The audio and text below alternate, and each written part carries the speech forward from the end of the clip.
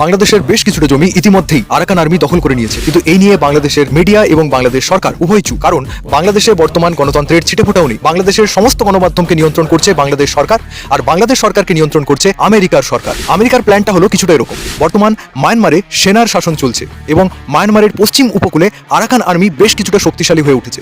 Arakan army, যা কিনা আমেরিকার খুব ঘনিষ্ঠ বলে পরিচিত, তারা একটু একটু করে বাংলাদেশের দিকে এগোবে এবং বাংলাদেশের বেশ কিছুটা ভূখণ্ড, যেমন সেন্ট মার্টিন কিংবা কক্সবাজার এবং তার মধ্যবর্তী বেশ কিছুটা ভূখণ্ডকে বাংলাদেশের থেকে কেটে নিয়ে এসে আমেরিকার হাতে তুলে দেবে। এবং এই সমস্ত অপারেশনের দরুন বাংলাদেশ আর্মি পুরোপুরি নীরব থাকে। আরাকান আর্মি তাদের স্বায়ত্তশাসনের লক্ষ্যের দিকে আরেকটু এগিয়ে যায় এবং আমেরিকা দক্ষিণ এশিয়ায় তাদের নিজস্ব সেনা বেশ পেয়ে যায়। ইউনূস সরকার অগণতান্ত্রিকভাবে বাংলাদেশের মসনদে টিকে থাকার জন্য আমেরিকান পারমিট পেয়ে যায়। আর এই সমস্ত কিছুর দরুন চাইতে বেশি ক্ষতিগ্রস্ত হবে বাংলাদেশের সাধারণ জনগণ। আরো ডিটেলসে বলতে গেলে বাংলাদেশের মুসলিম সমাজ। তার কারণ পান থেকে চুন খসলেই চরমতম ইসলাম বিদ্বেষী আমেরিকান সেনা তাদের উপর নামিয়ে আসবে।